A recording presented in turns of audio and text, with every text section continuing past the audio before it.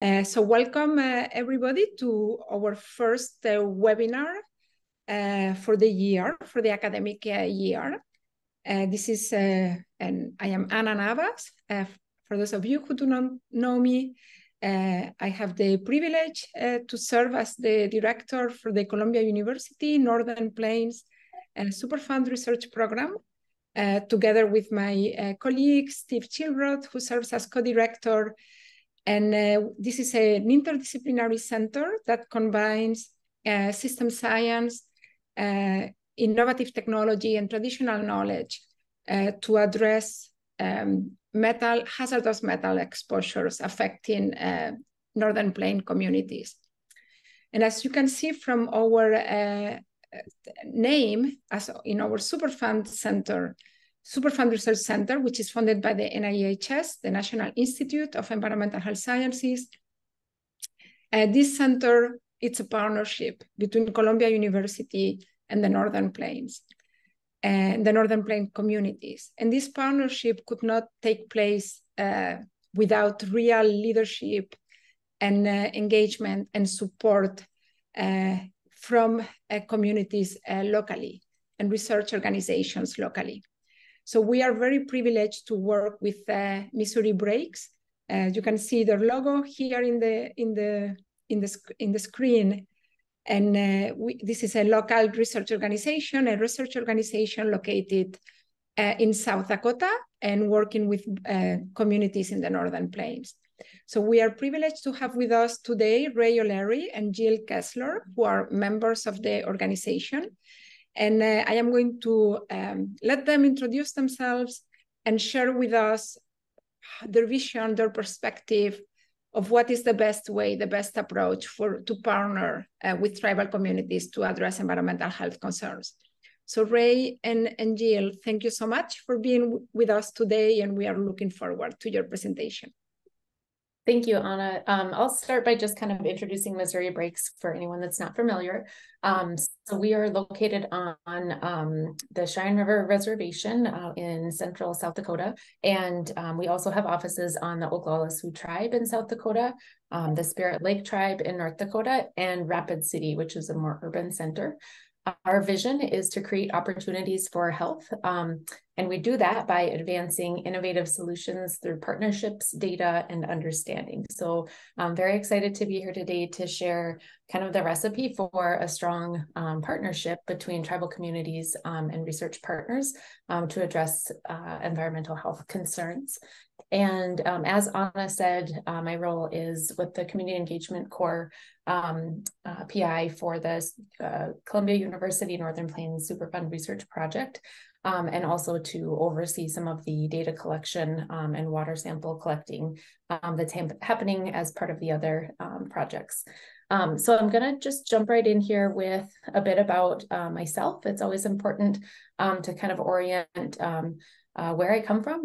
This here is my husband and my 4 children with my 97-year-old grandma, who we got to celebrate 2 months ago, her birthday, and a photo of my home, which is a ranch on the Cheyenne River Reservation, and kind of the places within the Northern Plains that I have a connection to, and that's the Turtle Mountain Band of Chippewa in northern North Dakota, where I'm an enrolled member, eastern Montana, where I grew up, and then eastern South Dakota, where I spent some of my high school and college days. And now the center heart is the Cheyenne River Reservation, where my family resides. And Jill, would you like to orient everyone to yourself? Yes, I apologize. I'm having a technical difficulty with my camera, it looks like, but can you hear me? We can. Okay, we'll cruise on then. So Chante Washte na page use api kishto, Jill Kessler machiapi na lokotia ampowi chakpi otani wimie. Itazik cho lokota himacha kishto, wakpa washte o yanke himetaha na wambli paha elwati. Lila Wopila Chichiapi for this gathering, and I'd also like to apologize for any of my elders who may be listening for speaking before them, and always feel free to correct me if I have any information wrong. But I am built by these people on the screen, plus 2 additional Unchi grandmas that I have my grandma Toots and my grandma Melda. So I was fortunate to be raised. They helped my mom and dad raise me. I had 7 relationships, and I had all my grandparents until I was 18. And I had some all the way into my late 30s. So I'm very thankful for that. And then I'm going to put a link in the chat. Everybody that raised me came from what we still call Armstrong County. So Armstrong County, South Dakota, across the whole thing, this group of grandparents ranched and raised us kids out there. And even though Armstrong County may be erased from maps, we're still Armstrong County through and through. So welcome to today's gathering. Thank you, Jill.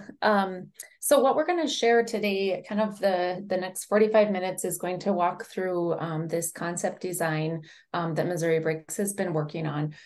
This is a framework that we have been, it's a work in progress, but it's something that we have practiced for many years, but we just felt the need to put pen to paper and kind of conceptualize what our model is for successful partnerships and sharing of roles between the tribal communities and research partners. So I think that I've learned from so many people that have come before me that have put their heart and soul into building this amazing infrastructure that we have to do with research within with the tribal partners in the Northern Plains. And just kind of on this slide, I want to do a very big picture review, and then we'll get into a bit more specifics in each of the areas as the slides progress. But you can see the very first step in our framework is research concept and study design.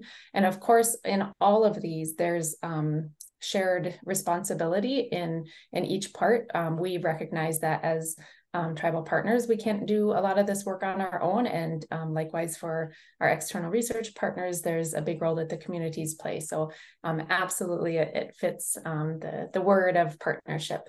And after the research concept and study design is developed, you can see it moves into data handling, then dissemination of getting the results back into the right hands, and sustainable outcomes. And you can see the arrow that circles then back from sustainable outcomes all the way back up to the top. So this is a never-ending process. It's iterative because, as we all know, one research study leads to another research question. So it's something that will constantly be going on, but these are kind of the 4 critical components of the model that we'll be following here. So in the first breakdown here for the researcher expectations within the research concept and study design, a lot of times we rely on our research partners to do literature reviews on whatever the problem is that we see in the community that needs addressed. And also look at potential solutions too. Also, that's something that happens at the community level, but from kind of a scientific point, it's really helpful to have research partners that are familiar with the processes to identify what's already been done that we can learn from. And then, of course, identifying those promising models, assisting to identify and secure funds, and then providing that subject area expertise.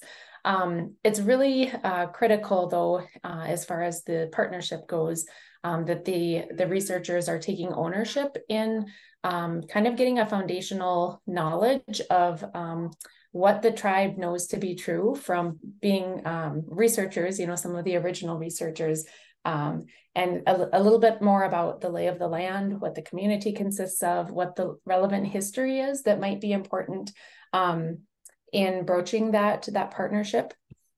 And then also in every step here, having some involvement from a community advisory board, which is something that we have access to and we use often to inform our processes and make sure that what we're doing is going to work and that there's a need for it, that it has benefit to the community. So of course, involving the community advisory board at every step is critical. And then I think what's really important is listening and acting on the feedback from those key stakeholders. It's great to come with information on here's my background and where my specialty is. here's some promising models that I've looked into to address environmental issues in your community. And then just sit back and listen and learn from community members on their observations and what they know to be true, and follow up on those then. So Jill, I'm going to go ahead and let you add to anything here you'd like. Yes, and I think the biggest, and I want to say that I'm a Lakota woman, and I know my region really well, which is the Great Plains region, but I'm pretty sure that entities that I'm going to talk about exist within every region of the United States and around the world. I guess I'm at a point, and I see a theme in what I still call Indian country, that, we're tired of educating. We have educational opportunities at our thumbs. Everybody has access to technology probably on this call because we're on technology. And so I just want to really encourage you, and I'll give you the best example. I'm a former school counselor. And when I first started, I would help students. I love doing post-high planning, so college applications, scholarship applications, and they would come frantically into my office and they would say, Jill, I need help with this. And they would hand me a blank application. And I would look at it and I would say, you're in 11th or 12th grade, and if you don't know your name and your address and your phone number, you're not ready to apply for this, so I can't help you. And I would give it back to them, and pretty soon they caught on that they had to go do what they could do before they could come ask me for help. And that's the same concept here. What we want to do is we want you to say, hey, what are the reputable sources? You're on a reputable source right now, in my opinion. So if you're here, you're learning from reputable people. And then I'm going to reference some, like I just made like a short list. Ray and I kind of combined forces. Go to the tribal websites. Almost every tribal nation has their own website. And then some tribal nations, my example, and I'm going to put all of these in the chat, the links. My best example for a tribal research group page is Turtle Mountain Band of Chippewa, have a Turtle Mountain Nation page, and then their research firm, they do their own research. It's actually a tribal program department within their nation.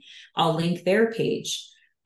There's books, Research is Ceremony, Braiding Sweetgrass. These are typically the two books that we find really help as a foundational tool in the research industry.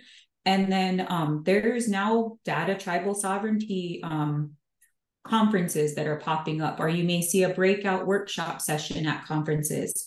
We have entities like the Native Governance Center and the Thunder Valley CDC and the Indian Collective that are always putting on educational things for that. Some are only for Indigenous people, so that we're learning different things that we need to go know, but a lot of it is directed to outside audiences so that you can further develop your knowledge of tribal nations and communities and people. And we want you to go do that work first. So if you can't do that, just like I used to tell my students, you're not ready to do research in Indian country. If you can't do that, go do that and then come back with your questions.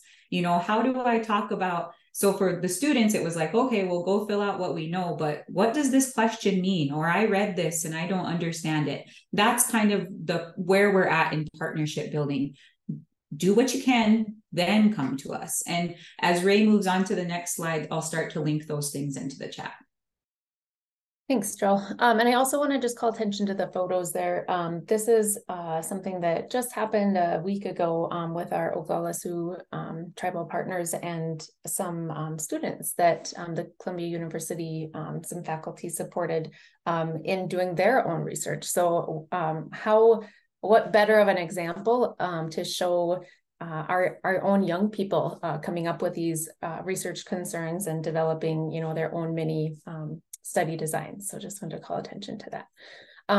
So if we look at examples of Missouri Breaks expectations now on the research concept and study design, I think it's really important that the ideas, the origin, I guess, of the ideas are coming from the communities, because we're the people that are living here and will continue to live here in this space and kind of have a sense of what the needs are and what's going to work moving forward. And then, of course, making community-specific modifications. Not every intervention or plan that you read about in a publication is going to work for every population because every tribe is unique. So there has to be those community-specific modifications made.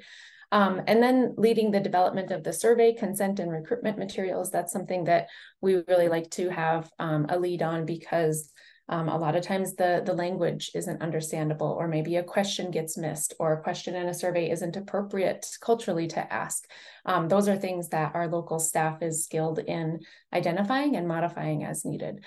So some of the photos here, you'll see examples of the curriculum that we made for a Cooking for Health study. This is something that we learned through the Strong Heart study at Missouri Breaks, is that there's a great need for diabetes education and intervention. So we took a evidence-based curriculum and modified it and indigenized it and put a lot of heart into focus groups to understand what are the needs. I mean, it's easy to sit back and say, like, this study in particular, the researchers thought that it might be helpful to do the red, yellow, green coding in the grocery store to help people identify what's healthy or not healthy.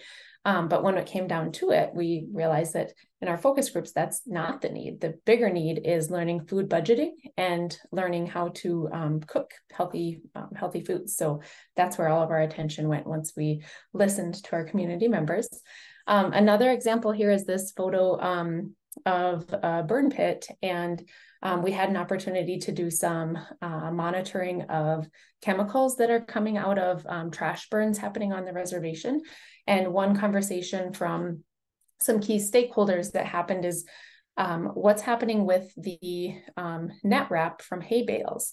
If you've never seen it, a lot of hay bales are wrapped in this plastic netting, and there's a big problem locally about how to dispose of that in a good way. And a lot of people are taking to burning it. So what happens when that's burned? What are the chemicals that are coming off of it? That's something that's identified from our community, not just to study trash, but this is a very unique thing that somebody not from the community may have missed. So that's why it's important to have those stakeholders involved. Another thing is the ACE questionnaire. This is something that researchers often like to incorporate, maybe not so much in environmental research, but other partners do. And with ACEs, I've always felt that the 10 examples don't always capture the childhood experiences that are impacting our young people's life. And so in one survey, we advocated to have an open answer of like, what are we missing here that's not being captured in these 10 questions? And see from the word cloud there was a lot of intricacies and new ideas that were introduced just from our participants that we hope to build on in the future. Ray, can I actually say something about the ACE thing? I was actually just at the Great Plains Behavioral Health Conference 2 weeks ago, I think. And somebody was doing a presentation and they shared that when you actually start to compare the ACE questionnaire by racial demographic, Native Americans actually experience the most of those 10 things. And what I think is lost on a lot of people is to remember that the reason that Native American people in this country have so many adverse childhood experiences is because it was designed to be that way. Colonization designed it to be that way. There were major attempts to erase us, and they knew how to erase us. They targeted our children and our connection to our children. So just always take that with a grain of salt, that a lot of the times that may not have been the fault of the tribal nation. It was the fault of the policies that were attempting to control the tribal nations. Thank you, Jill. Great point. So now we move into data handling. So once we get that research concept and study design, then the fun part starts of collecting that data, right? So on the researcher expectation side, that's involved with data cleaning, developing the instruments to data enter into, the technical data analysis, respecting tribal data ownership and data sharing protocols. And in order to do that, I think one thing that we've learned is to be open about the analysis process.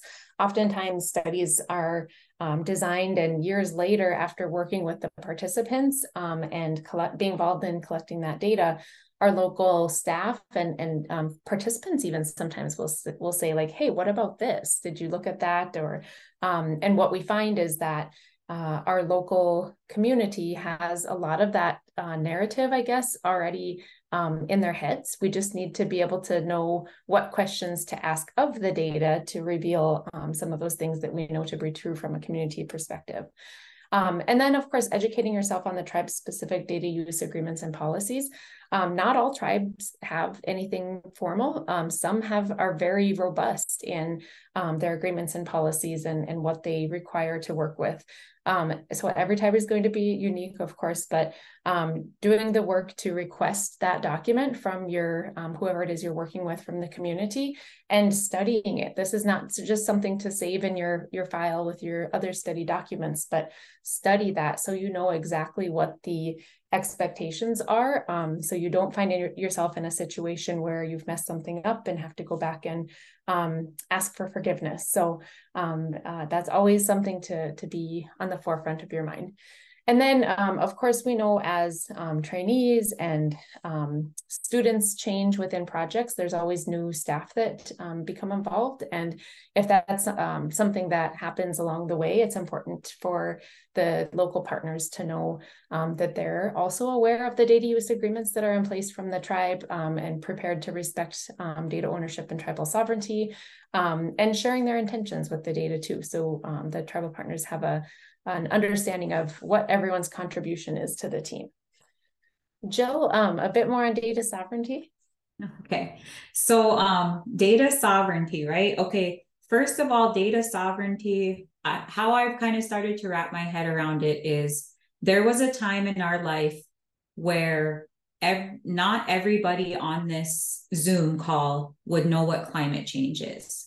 And now I'm willing to bet that if we said, hey, do you know what climate change is? Everybody would raise their hand and have a basic understanding, right? And it took us a long time to get there, to get people to really get on board, to educate the general human population around the world. Well, I think we're at the beginning to middle phases with data sovereignty too. Data sovereignty is a human issue. And we're all on this spectrum of how much we know about data sovereignty. Is it a human right? We haven't determined that at the highest levels of the world yet. Do people have rights to our data, or is it ours, just like our body is ours, or the things that we buy are ours? And so in 10 years from now, I think everybody on this call will say, yes, I have an understanding of what data sovereignty is, because it impacts our role as an individual, maybe as a parent, maybe as an employee, whatever that is. So that's kind of how I made sense of it in my brain. And for data sovereignty, then you have to look at nations, right? So not just tribal nations, but United States, Mexico, Ireland, everybody is worried about data sovereignty, including tribal nations.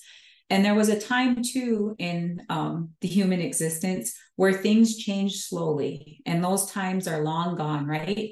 In the world of data and research and technology, sometimes I was telling Ray, I said, I feel like you can't even say things change day to day anymore. It's like they change every millisecond, like every second. There's something changing for every second that we're on this call.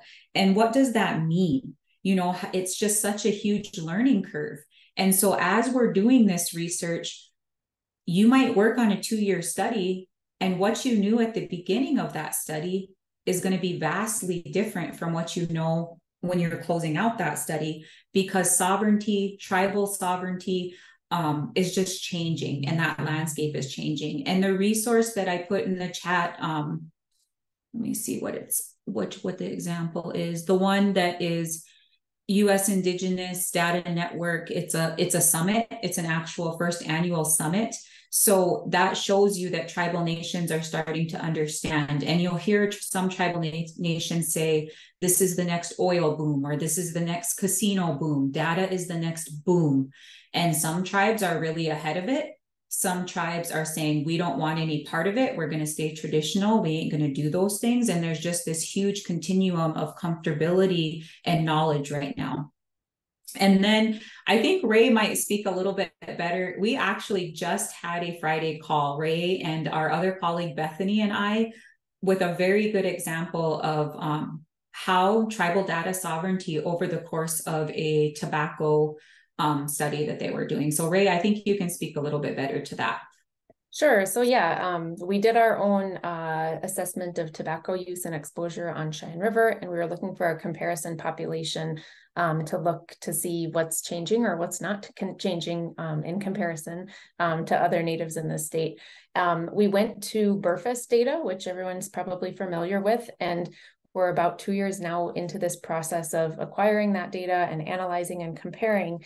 And it occurred to us all of a sudden that, wait a minute, this is publicly available data, but it's never been approved by any tribes, nor have any tribes been made aware of it. So we had to have a really tricky conversation of, that 2 years ago, this wasn't a consideration, but today it is. So how can we do this in a good way to still, have the impact that we want, but also not make any sacrifices for the data sovereignty.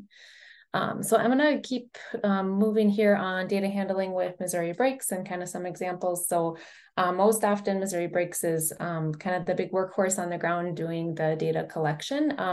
And you can see here a photo of some water sample collecting with our Superfund team that came out in some bitter cold weather. This was an incredible experience because what we learned is a lot of the original protocols that were intended for the project didn't work with our wells, they didn't work with our climate, they didn't work structurally, and we had to make a lot of changes. And I feel like it was a huge advantage for both our local research staff as well as the Columbia staff to go through that experience together and kind of troubleshoot. So at the end of the visit, it wasn't maybe the original goal that we attained of training on these, but more so like, okay, where do we need to make revisions to do this in a good way moving forward? And things have been going great since then. So I feel like just having that physical presence in the community and getting to know not only the people, but the land and everything else about it, it has made the project a lot more successful. And then also, let's see here. Storage and sharing of data is very important along the way with data handling. And that's something that should be negotiated with every single project because there's always going to be differences from project to project and tribe to tribe. And then I also want to make note of the community advisory group and their scope. And this is something that we hope is used throughout the entire process from start to finish, really with research. We have access to some incredible minds and a variety of experience, retired teachers, cultural leaders, you name it. And that's, it can't just come through me as a staff of Missouri Breaks because I'm only one perspective. And that's why we really are committed to running things through our community advisory group. And I will say about the community advisory group that I've had to have some conversations before about how much respect you need to give a community member.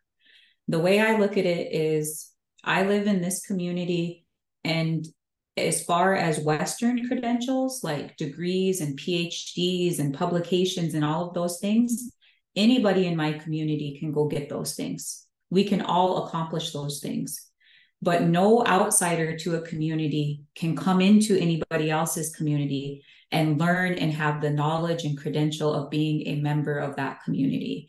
And sometimes, again, that's just how our systems worked for so long, that the Western credentialing meant more than a community credentialing. And we're starting to see a paradigm shift, which is really good to bring those two credentialing things into a balance and knowing which one should be in priority given the different setting that we're in. Thank you, Jill. I also want to make note of the value of our local staff, having people that are from the community. I mean, oftentimes we have to build in our schedule a little bit extra time to visit about how grandma's doing if it's somebody that we know very closely. These are our relatives, they're our community members, and having local staff gives us a unique opportunity to engage with our participants in a different way. And also, I feel like the informed consent process is something to mention here too, that in the data handling, we truly do as much as possible to ensure that our participants are informed and know exactly what they're signing up for. So we put a lot of emphasis, I guess, on that legally binding document, that the things that are held in there are actually happening. And that kind of takes me to the next slide of dissemination. I feel like oftentimes return of results is kind of an afterthought, that we're so eager to see the data and get it in a spreadsheet and play with it and make charts and graphs. And but we also need to be very eager to get those results back in the hands of the participants. And not only into the participants, but also the community as a whole, because of course, not everybody in the community is going to participate. So looking critically at the opportunities to get that information in the right hands. And I feel like really, I think any study has something actionable that comes from it. So at the end of the day, thinking about what is the 3 key takeaway points for community members that every community member should be communicated, and putting those in an easy to understand format. I've been playing around with this. It's not perfect yet, but you can see just a 1-page infographic that we're thinking about starting kind of a slideshow in all of our waiting rooms. So when participants are waiting for visits, they're actually seeing those results on an ongoing basis. And not only the results, but what the impact is for the local community too. And I think, of course, simple language and formatting is very important. But yeah, really thinking about what's actionable from all of the studies. And then, of course, the tribal approval to publish is very important. But I also feel like not just, this 20-page publication, it's, submitting that forward for approval is not enough. It's very important to have a layman's summary that goes with that. So whoever it is that's approving, in our instance on Cheyenne River, it's the tribal health director. She's a very busy woman, doesn't have time to read all 20 pages and make sure she's understanding. We need a very simple to understand explanation that we can have, some talking points when we go through that approval process with her. And I think when it comes to dissemination, this is something that as grantees of federal dollars, we have certain checkbox that we need to make, right? But I think it's worth noting that your community partners notice when you go above and beyond and don't just go through the motions to check the boxes, but really do as much as possible to make sure that that data gets in the right hands, and not the data only, the talking points that go with it, that gets in the right hands, so there can be a more ongoing impact from that. And then Jill, is there anything you want to add here? I do. So the way I define dissemination in my brain is who we answer to. So Ray was just talking about check boxes, right? We have to answer to our funders. We have to answer to public health agencies, all of these people. I just want everybody to take a breath for a second. And I don't know where you're at on your research journey. I'm really a rookie. I'm only 3 years in. On October 13th, I'll be 3 years here. And a lot of people say, well, I can't understand what you mean when you say your relatives. Take a second and think of your own relatives, whether they're your blood relatives, your college friends, your lifelong friends, your co-workers. And when you think about those relatives, think about their grandparents, their children, their loved ones, their husbands. And as you start to think about those people, imagine those people are all of your research participants. Not just random John Smiths of the world or random John Does and Mary Does and Jane Does of the world. People who you really know and their circle of people that they really know. That's who we answer to. And that's the most important group that we answer to. So those other entities, they don't scare me at all. Because guess what? There's nothing more scary than a Lakota Unchi, a Lakota grandma that you upset. And she will corner you anywhere in the world that she sees you and ask you what you did wrong and why you hurt your relatives. So like the NIHs of the world, they don't scare me. Lakota grandmas scare me. So when you think of it that way and put that into perspective, that's what tribal nations mean when they say we answer to our relatives.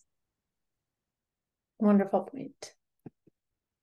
So when it comes to kind of the community side of that dissemination, what Jill's talking about here, we answer to our relatives, and we owe it to them to make sure we're not just putting the results in a publication somewhere, but this is being translated on a community level in a way that's easy to understand. So we use a lot of multimedia efforts. We have a Red Talks YouTube playlist that I'll put in the chat here in a moment. And there's a playlist on tribal research partnerships that you might find interesting. Again, these are very low tech, but it gets the message across, we hope. The radio in the center, we go to our radio station and record programs.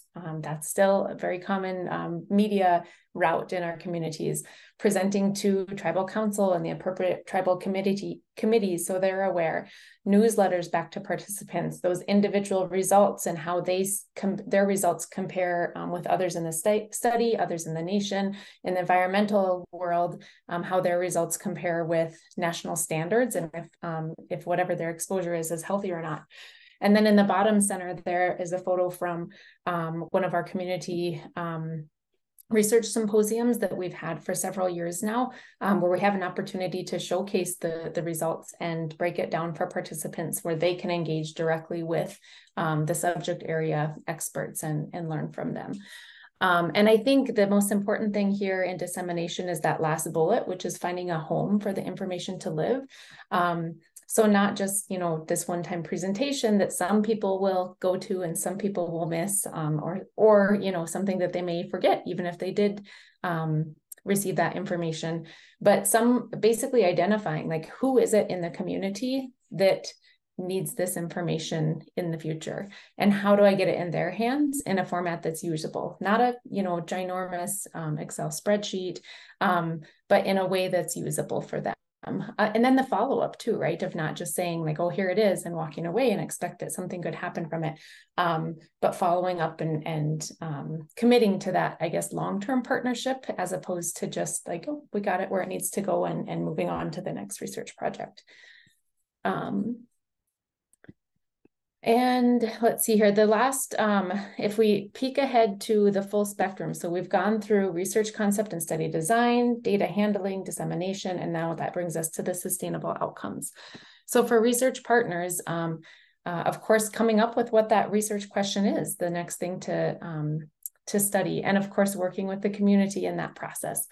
Supporting policy practice and change upon request. This isn't something that can be driven by our partners from far away. This is something that, again, if we put that information in the right hands, the local community should drive that process to say, okay, now we know that burning net wrap is really harmful to our health. We're going to make some policies or procedural changes to prevent that in the future, for example. But also being there to provide that legislative expertise if needed, and then future funding opportunities, because we can't continue to study that next research question or implement that program until we have funds secured to do so. So it's very important to learn about the local needs to address actionable outcomes. So not just saying like, hey, you need to ban the burning of net wrap in your community because it's harmful, but having a discussion with those stakeholders to say what's needed, what other methods are necessary to be able to do this. And then providing that support to make those sustainable changes. This is something that I know probably many of you are thinking like, well, we don't have time for this. This isn't something that we can do, because we know how quickly these grant turnarounds are, especially with the federal government, right? But that's where we need partners that are committed to the long term, not just getting this study done, but looking at what other opportunities are there out there. If I'm not able to write this process into the original grant that I applied for to do the research, then I need to find other ways to supplement that so there can be ongoing change. And then listening to those local stakeholders on future research or policy ideas as we're taking this information to get it in the right hands. What are we hearing back from them about where we go from here? And then, of course, sometimes it's not so much researching the problem, but potential solutions. And if that's the case, like finding a home for that solution, whether it's an intervention, whether it's a water filtration system, what needs to happen to get that into homes so it can be protecting lives.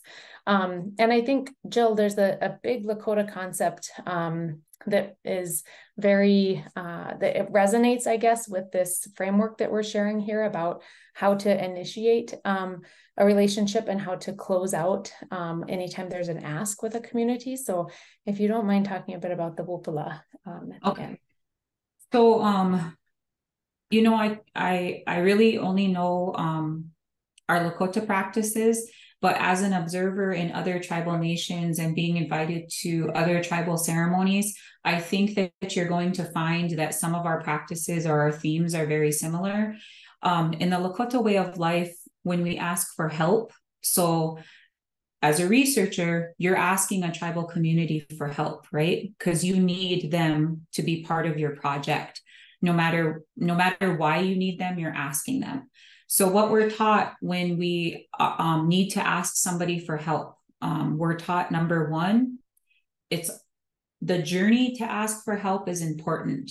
So as often as you can and as much as you can, try not to rely on technology when you're asking for help.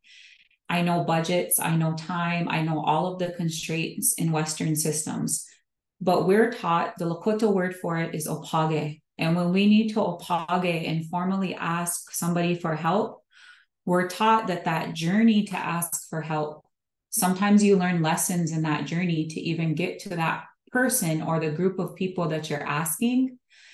And we're also taught to be ready to hear no, because sometimes you're going to get told no. We're taught to be ready to hear no, not right now, because there's also a protocol that sometimes for some help, we have to ask 4 times. We have to make that journey 4 times to ask. And we also have to be willing to hear yes, but remember, half of the yes relies on you. We're not going to do all of the work for you. If you're not ready to help yourself, don't ask, is kind of what we're taught. And then when somebody agrees to help you, it's not always going to go the way we want, right? We know that as researchers. We know that in research, things aren't always going to turn out exactly how we thought when we began planning.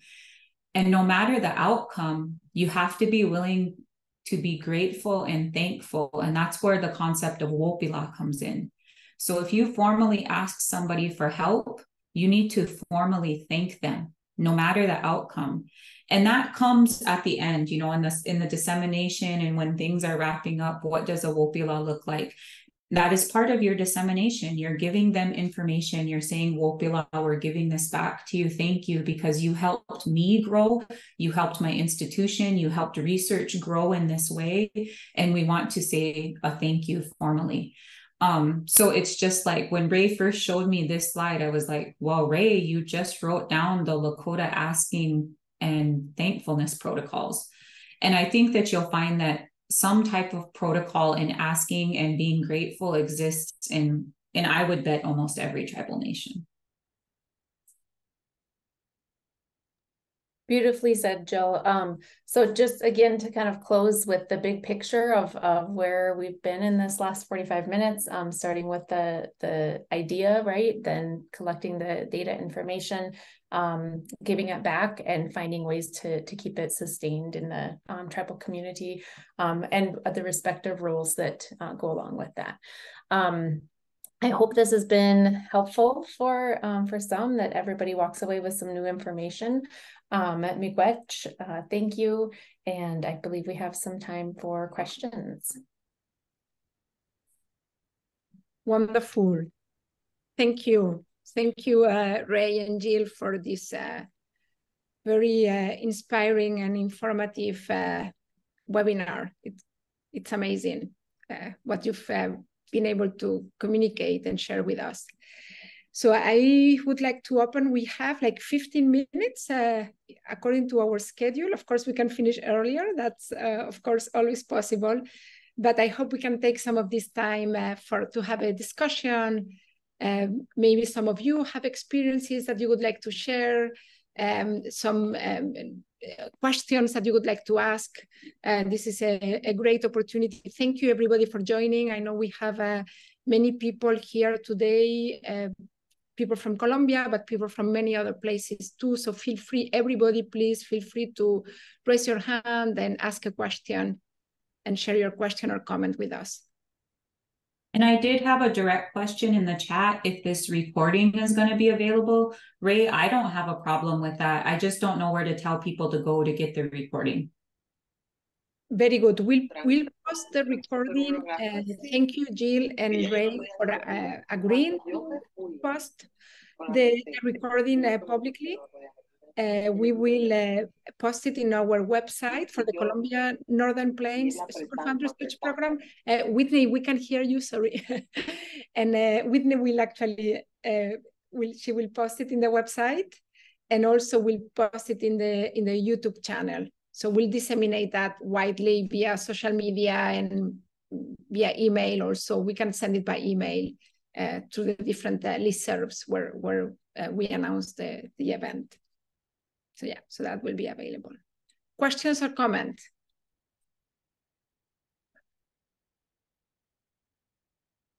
Okay, I'll start myself with some questions, comments. I think something that it's very inspiring from listening to both of you is the importance of this deep knowledge.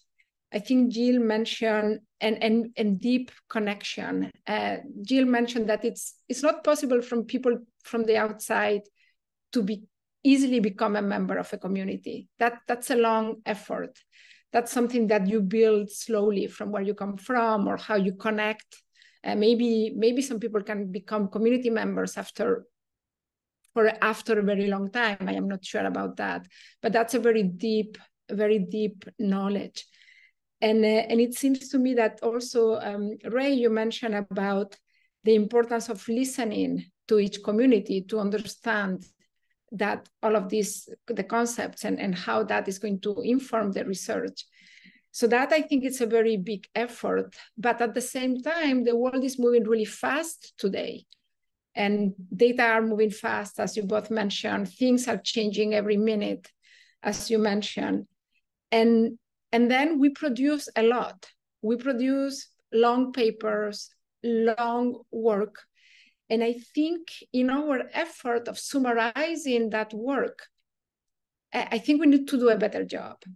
I think right now, the late summaries, we often do them quickly at the end, and maybe we are not able to take advantage of them as much.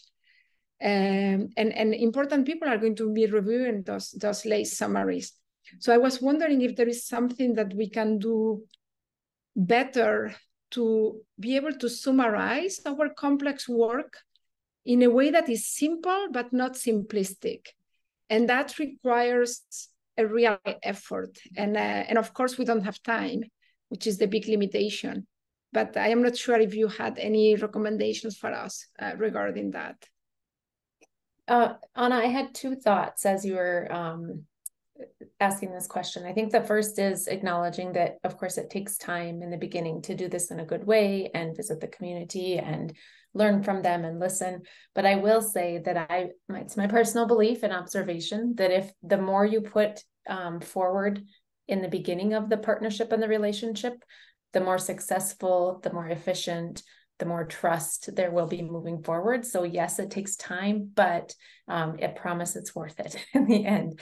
And as far as this really difficult journey to communicate and translate the science into community relevant talking points, there's entire professions built around these communications, right? None of us on this call are those professionals, but we do have access to them. So I think utilizing the experts in communications is very important.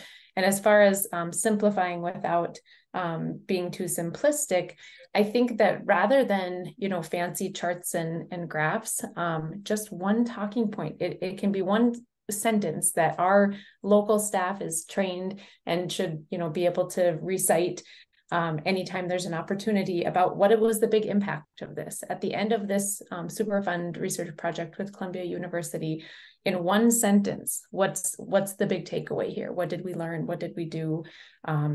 What do our community members need to know? So I think, you know, sometimes even avoiding those graphics and just sticking to the talking points is going to be the most successful, at least on a community level. Jill, is there anything else? Yes. So I just linked you to research at the speed of trust in the chat, but I want to give you an example. By a show of Zoom hands, please raise your Zoom hand if in any of your work you have ever used social determinants of health. If you've ever used that phrase or a phrase similar to it, well, that's a social determinant of health. Okay. Let's see. We'll actually wait for people to raise their hands. You've used some type of concept like that, okay? Now I'm going to challenge you. Are those really in Native communities, in minority communities, in communities that are part of a caste system of the United States? Are those really social determinants of health? Are those outcomes of colonization? And what is it going to take for you to change your language when you're publishing and when you're writing research proposals? The fastest way to build trust is to have hard, honest conversations. And for you guys, our allies, to start to try to change the language within these Western systems. Mm-hmm. And that's just one example. It's kind of the easiest example that always pops in my head. And I think this takes us right back to something you said earlier, Jill, of how quickly like the concept of data sovereignty is catching speed, and how much the conversation around that has evolved to become so much more progressive just within the last day, the last year, the last 2 years. It's the same for terminology like social determinants of health. I am also guilty. I studied my master's degree in public health and did entire courses on it. And I was colonized to think of it that way. But that's something that, as I've evolved in my position, learned is should be looked at differently. So I think that it's okay to acknowledge when we make those mistakes maybe, but to do better moving forward and call it what it is. But yeah, that's a great example of how quickly just even like the terminology can change. I'm definitely guilty of it too. So sorry I didn't raise my hand. And we have a question in the chat asking, can it be both? And it's going to have to be both to change it, right? Because the first time you start to use that and you start to push back and make a systematic change, when you start to say, well, these are actually outcomes of colonization or whatever, we're going to have to do our part to say, for a long time, we called these things social determinants of health. But what we're learning, our new knowledge is telling us, is that for some communities, these were the outcomes of colonization. And it goes both ways. If you're of European ancestry, right, we all originate from tribes and clans. Everybody does. Behani, that's a long time ago in Lakota. We all originate from clans. You got, like, Europeans were the first true melting pot, right? Because we got away from that and we're lost from that now in our European ancestry, because I have European ancestry too. So we went through that. We just don't remember that, or it's gotten lost. So I want to acknowledge that I also am European, and I don't even know how to think or talk about what happened to my European ancestors that, you know, became a melting pot and went through colonization in their own ways, in their own time periods. Thank you so much. We have a couple of questions. I see Ilan.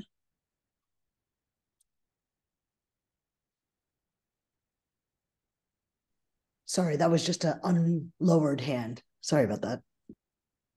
Do you have a question or a comment? No? It's from before. I see. And Caroline Roman, I saw that Caroline also had her. But maybe Marcus has raised his hand. Yeah. Yeah, let me just try to get on top of this. Well, I don't really have a good question, rather a comment. You know, and the presentation, it was really useful, and I wish I could have gotten all these messages 1 or 2 years ago. So I'm part of, as you probably know, part of the Columbia team who on the university side proposed the strong heart study, air pollution study. And now looking back at things, you know, we wanted to visit actually the tribal region, and then COVID happened. And so now looking back, you know, at least I never formally asked for help. And so one thing to state is, you know, I appreciate all the help we got with submitting the grant, actually going through things a couple of times until hopefully we will get to fund it actually now. But I look forward, you know, to formally visit the tribes, to visit Missouri Breaks. And again, you know, thank you very much for all the trust you have given us, and which really allowed us also probably to succeed with the grant submission. Thank you. Yeah, I think I remember, Jill, what you were saying earlier about the no, the not right now, the yes, but you need to do your part. I thought that was really inspiring when you said all of that. And I thought how important that is for us as scientists, especially early in your career, but always, because no matter when you are, it's so painful when you get a no from your peers, basically, from the system. And so we need to try to convert those no's into positive energy to help us understand that maybe it's no, not like this, not right now. Yes, but maybe we need to do things differently. So those are very important lessons that I really appreciated from your Lakota culture that I think is very, very helpful for us as scientists. And Ben, I saw your hand also raised. Yeah, so my question sort of relates to this and a reality, right? Like the funding cycle to actually do things is sort of incompatible with, I'll call it good practice, which is long-term commitment to being a partner in a community. In some ways, what that filter basically allows people like, frankly, us, who have some ability to support long-term engagement prior to funding to be able to do things, a lot of initial investment, we'll call it, in those relationships that you think is really important, and I agree is really important. What would you guys recommend to a younger generation of scientists? Because what we really want is more people to be involved in responsible and ethical research in our communities like yours.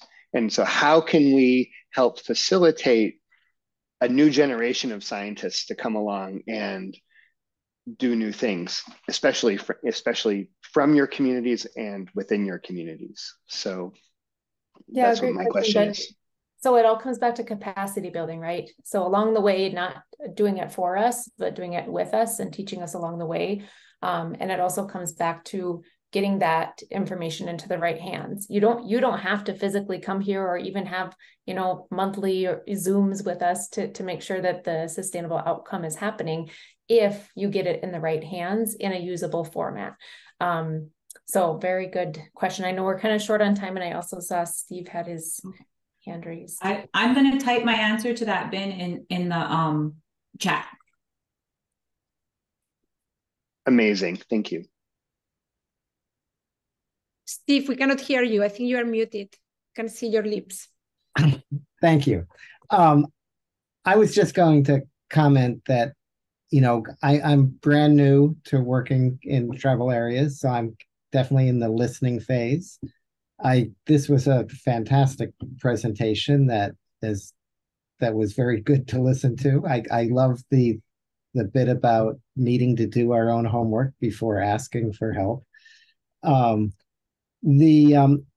But the other thing, I do have a long relationship working with environmental justice community groups for decades. And still I think the tribal communities are leagues, way ahead of the game in comparison because of the issues of data sovereignty. And because of, all the different issues you brought forth here are just, they're talked about in different ways, but they're all there more or less, except the data sovereignty hasn't been there for the longest time, and they're just getting there. And so I just want to, even though I'm in this listening phase, I just wanted to comment about how far ahead in the short time I've been interacting. It just seems to me that you're way ahead of so many other groups that I've worked with in environmental justice, some of which are also, long-term, high-capacity, nationally recognized groups.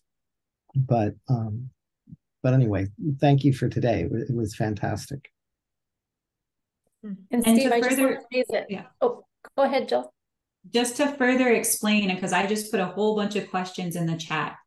If I was going to move to Japan, I would learn about Japan.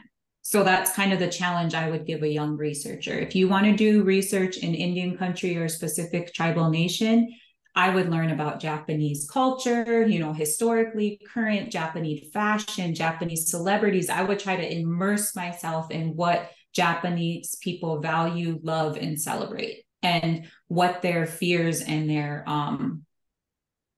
failures have been, I guess. So that's that.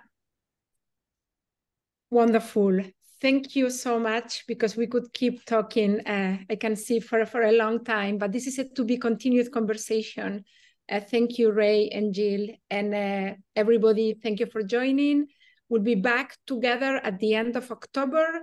We'll have a more technical talk, talking about metals and measurements and isotopes. So please come again, join us again at the end of October. Thank you so much, everybody, for joining. Bye-bye. Thank you, everyone. Wonderful. Thank you, Ray and Jill. This was really very helpful, very important. I think we are going to keep this recording as something that, our trainees can listen to, and people who get introduced to the topic, people should listen to. This is really fantastic. So thank you. Thank you so much. Okay, very good. Oh, Jill, Ray is going to be here for